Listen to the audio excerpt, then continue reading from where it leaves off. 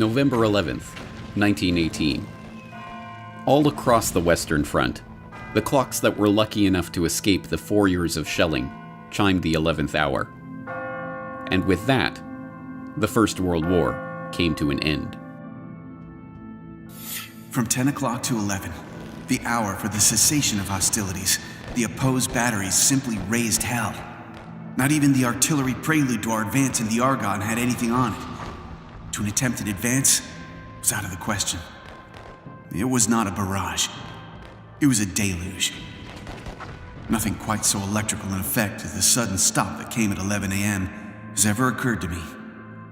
It was 10:60 precisely, and the roar stopped like a motor car hitting a wall. The resulting quiet was uncanny in comparison. From somewhere far below ground, Germans began to appear. They clambered to the parapets and began to shout wildly. They threw their rifles, hats, bandoliers, bayonets, and trench knives toward us. They began to sing. Lieutenant Walter A. Davenport, 101st Infantry Regiment, U.S. Army.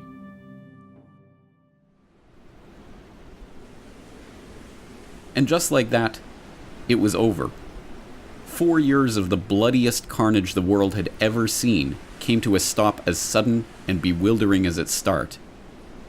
And the world vowed, never again. Each year, we lay the wreath. We hear the last post.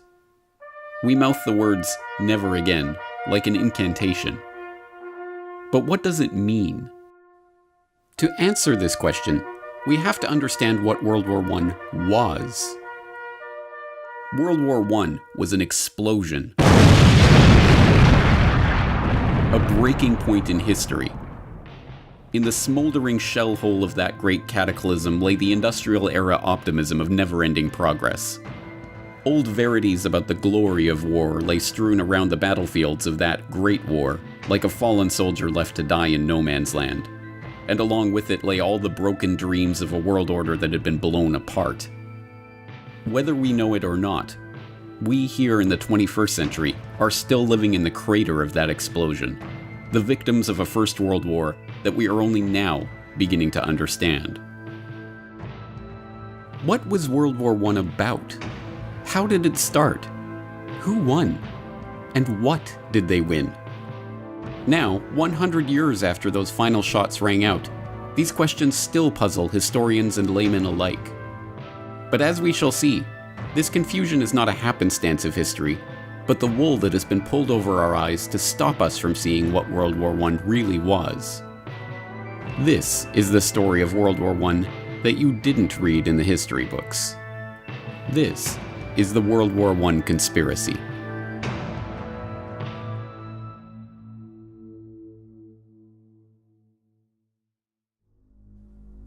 Part 1. To start a war. June 28, 1914. The Archduke Franz Ferdinand, heir to the Austro-Hungarian throne, and his wife Sophie are in Sarajevo for a military inspection.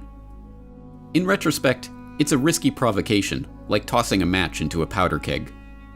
Serbian nationalism is rising, the Balkans are in a tumult of diplomatic crises and regional wars, and tensions between the Kingdom of Serbia and the Austro-Hungarian Empire are set to spill over. But despite warnings and ill omens, the royal couple's security is extremely lax. They board an open-top sports car and proceed in a 6-car motorcade along a pre-announced route. After an inspection of the military barracks, they head toward the town hall for a scheduled reception by the mayor. The visit is going ahead exactly as planned and precisely on schedule. And then, the bomb goes off.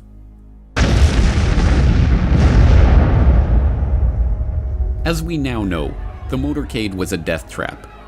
6 assassins lined the royal couple's route that morning, armed with bombs and pistols. The first 2 failed to act, but the third, Nedeljko Chabrinovic, panicked and threw his bomb into the folded back of the Archduke's convertible. It bounced off onto the street, exploding under the next car in the convoy. Franz Ferdinand and his wife, unscathed, were rushed onto the town hall, passing the other assassins along the route too quickly for them to act. Having narrowly escaped death, the Archduke called off the rest of his scheduled itinerary to visit the wounded from the bombing at the hospital. By a remarkable twist of fate, The driver took the couple down the wrong route, and, when ordered to reverse, stopped the car directly in front of the delicatessen where would-be assassin Gavrilo Princip had gone after having failed in his mission along the motorcade. There, 1.5 meters in front of Princip, was the Archduke and his wife. He took 2 shots, killing both of them. Yes, even the official history books, the books written and published by the winners, record that the First World War started as the result of a conspiracy. After all, it was, as all freshman history students are taught, the conspiracy to assassinate the Archduke Franz Ferdinand that led to the outbreak of war. That story, the official story of the origins of World War I, is familiar enough by now. In 1914, Europe was an interlocking clockwork of alliances and military mobilization plans that, once set in motion, ticked inevitably toward all-out warfare.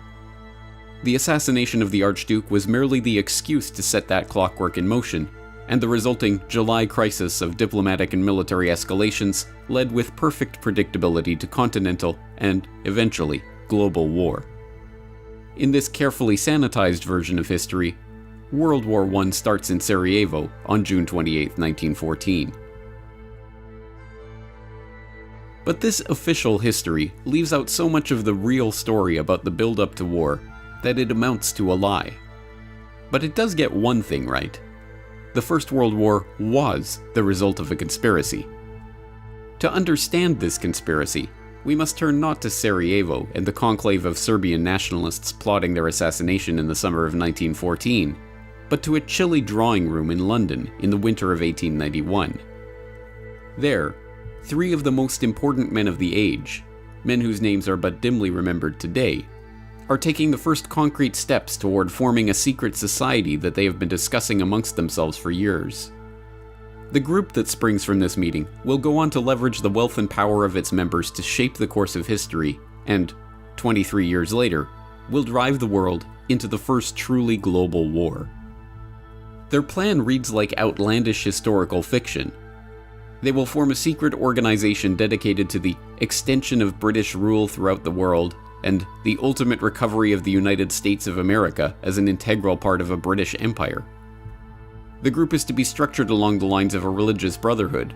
The Jesuit order is repeatedly invoked as a model, divided into 2 circles.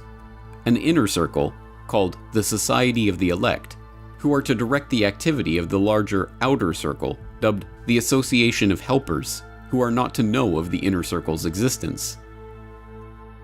British rule and inner circles and secret societies. If presented with this plan today, many would say it was the work of an imaginative comic book writer. But the 3 men who gathered in London that winter afternoon in 1891 were no mere comic book writers. They were among the wealthiest and most influential men in British society, and they had access to the resources and the contacts to make that dream into a reality. Present at the meeting that day, William T. Stead, famed newspaper editor whose Pall Mall Gazette broke ground as a pioneer of tabloid journalism and whose Review of Reviews was enormously influential throughout the English-speaking world. Reginald Brett, later known as Lord Esher, an historian and politician who became friend, confidant, and advisor to Queen Victoria, King Edward VII, and King George V, and who was known as one of the primary powers behind the throne of his era. And Cecil Rhodes, the enormously wealthy diamond magnate whose exploits in South Africa and ambition to transform the African continent would earn him the nickname of Colossus by the satirists of the day. But Rhodes's ambition was no laughing matter. If anyone in the world had the power and ability to form such a group at the time, it was Cecil Rhodes. Richard Grove, historical researcher and author, tragedyandhope.com. Cecil Rhodes also was from Britain. He was educated at Oxford, but he only went to Oxford after he went to South Africa. He had an older brother. He follows him to South Africa. The older brother was working in the diamond mines, and by the time Rhodes gets there, he's got a setup, and his brother says, I'm going to go off and dig in the gold mines. They just found gold. And so he leaves Cecil Rhodes, his younger brother, who's like in his 20s, with this whole diamond mining operation. Rhodes then goes to Oxford, comes back down to South Africa, with the help of Lord Rothschild, who had funding efforts behind De Beers and taking advantage of that situation. And from there, they start to use there's no other term than slave labor, which then turns in later to the apartheid policy of South Africa. Well, Rhodes was particularly important because in many ways, at the end of the 19th century, he seriously epitomized where capitalism was, where wealth really lay. Jerry Docherty, World War I scholar and co-author of Hidden History, The Secret Origins of the First World War. Rhodes had the money and he had the contact. He was a great Rothschild man, and his mining wealth was literally uncountable. He wanted to associate himself with Oxford because Oxford gave him the kudos of the university of knowledge, of that kind of power. And in fact, that was centered in a very secretive place called All Souls College. Still, you'll find many references to All Souls College and people behind the curtain and such phrases, power behind thrones. Rhodes was centrally important in actually putting money up in order to begin to gather together like-minded people of great influence. Rhodes was not shy about his ambitions, and his intention to form such a group were known to many. Throughout his short life, Rhodes discussed his intentions openly with many of his associates who, unsurprisingly, happened to be among the most influential figures in British society at that time. More remarkably, this secret society, which was to wield its power behind the throne, was not a secret at all. The New York Times even published an article discussing the founding of the group in the April 9, 1902 edition of the paper, shortly after Rhodes's death. The article, headlined "Mr. Rhodes's Ideal of Anglo-Saxon Greatness," and carrying the remarkable subhead, "He believed a wealthy secret society should work to secure the world's peace and a British-American federation," summarized this sensational plan by noting that Rhodes's idea for the development of the English-speaking race was the foundation of a society copied, as to organization, from the Jesuits. Noting that his vision involved uniting the United States Assembly and our House of Commons to achieve the peace of the world, the article quotes Rhodes as saying, "The only thing feasible to carry out this idea is a secret society gradually absorbing the wealth of the world." This idea is laid down in black and white in a series of wills that Rhodes wrote throughout his life. Wills that not only laid out his plan to create such a society and provided the funds to do so, but, even more remarkably, were collected in a volume published after his death by co-conspirator William T. Stead. Rhodes also left his great deal of money, not having any children, not having married, dying at a young age, left it in a very well-known last will and testament, of which there were several different editions, naming different benefactors, naming different executors. So in 1902, Cecil Rhodes dies. There's a book published. It contains his last will and testament. The guy who wrote the book, William T. Stead, was in charge of a British publication called the Review of the Reviews. He was part of Rhodes's roundtable group. He at one time was an executor for the will. And in that will, it says that he laments the loss of America from the British Empire and that they should formulate a secret society with the specific aim of bringing America back into the empire. Then he names all the countries that they need to include in this list to have world domination, to have an English-speaking union, to have British race as the enforced culture on all countries around the world. The will contains the goal. The goal is amended over a series of years and supported and used to gain support. And then by the time he dies in 1902, there's funding, there's a plan, there's an agenda, there's working groups, and it all launches and then takes hold. And then not too long later, you've got World War I.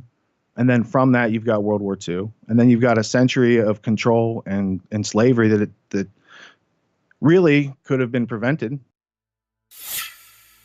When, at the time of Rhodes' death in 1902, this secret society decided to partially reveal itself, it did so under the cloak of peace. It was only because they desired world peace, they insisted, that they had created their group in the first place. and only for the noblest of reasons that they aimed to gradually absorb the wealth of the world. But contrary to this pacific public image, from its very beginnings, the group was interested primarily in war. In fact, one of the very first steps taken by this Rhodes Roundtable, as it was known by some, was to maneuver the British Empire into war in South Africa. This Boer War of 1899 to 1902 would serve a dual purpose. It would unite the disparate republics and colonies of South Africa into a single unit under British imperial control, and, not incidentally, it would bring the rich gold deposits of the Transvaal Republic into the orbit of the Rothschilds' Rhodes-controlled British South Africa Company.